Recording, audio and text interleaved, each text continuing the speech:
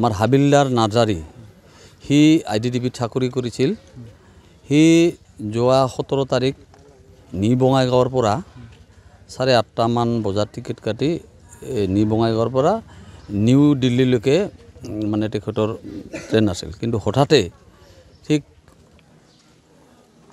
ট্ৰেইনতে তেওঁৰ মানে ডেড বডিখন মানে পায় তো এইখিনিয়ে আমাৰ ক'ব লগা মানে যি কৰ্মৰত সি IDDBত চাকৰি কৰিছিল আৰু তেওঁৰ কৰ্মৰত আছিল তেওঁৰ উত্তৰাঞ্চল এতিয়া মানে কোন কেই তাৰিখে হৈছে এইটো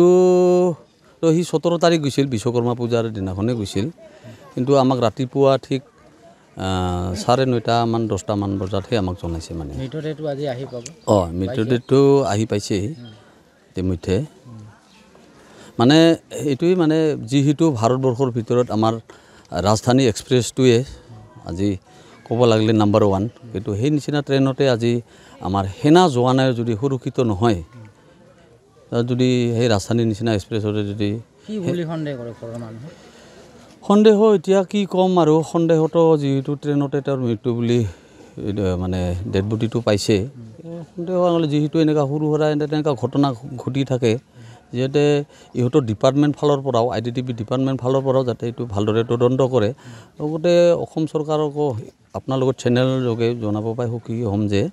যাতে অসম চৰকাৰে এইবিলাক বস্তু অলপ চাৰি জাৰি চায় কাৰণ আমাৰ অসমৰ পৰা বহুত যুৱক যুৱতী মানে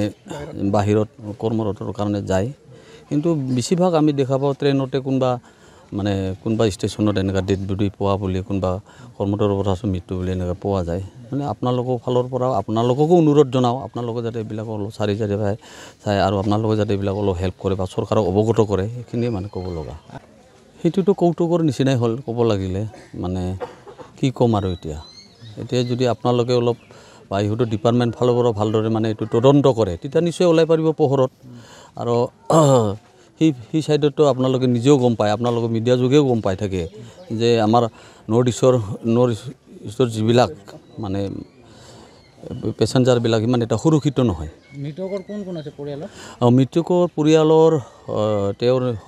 সহপত্নী আছে কিন্তু সেই সহপত্নীৰে তেওঁৰ মানে এই ছোৱালী এটা জন্মৰ কাৰণে সি আহিছিল মানে ছোৱালীজনী অকল বেচেৰি 1.5 মাহ অকল 1.5 মাহ তাৰপিছত আছে চাব আহিছিল মানে সি নিজেও লগতে আছিল 2 মাহ ধৰি হস্পিটেলত চিজাৰিং হৈছে চিজাৰিং কৰি মেলি ছুটি হৈ পিনে শেষ হৈছে ছুটি মেলি শেষ হৈ 17 তাৰিখ গৈছিল তেওঁৰ আৰু মাক আৰু তেওঁৰ ভাই বোৱাৰী এইবিলাক এৰি থৈ গুচি গ'ল আৰু আমাৰ মাজৰ পৰা চিৰদিনৰ কাৰণে